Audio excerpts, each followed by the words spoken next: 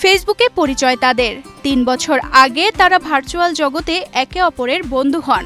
ধীরে ধীরে জানাশোনা এবং প্রেম।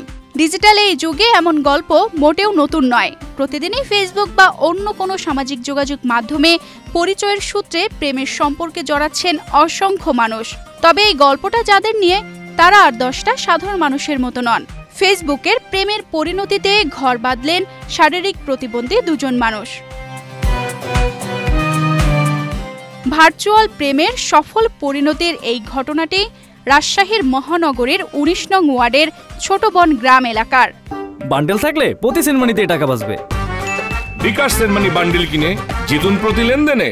আবেগঘন ও ব্যতিক্রমী এই বিয়ের আনুষ্ঠানিকতা ছিল গত ১১ জুলাই শুক্রবার। স্বাভাবিকের চেয়ে অনেক কম উচ্চতার, যাদেরকে বলা হয় বামন, এমন দুজন নারী পুরুষের বিয়েকে ঘিরে উচ্ছ্বাস ছড়িয়ে পড়েছিল পুরো এলাকায়।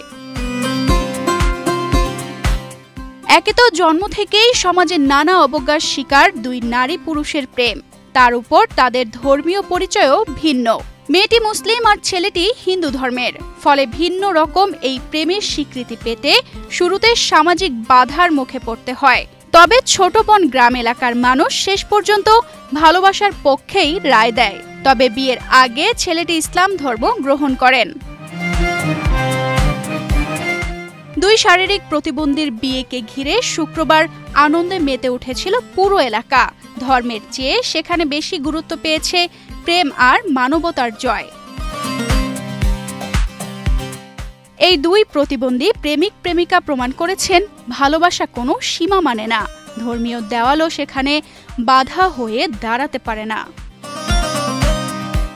তানজিদা রহমান, ইনায়া, বাংলাদেশ প্রতিদিন।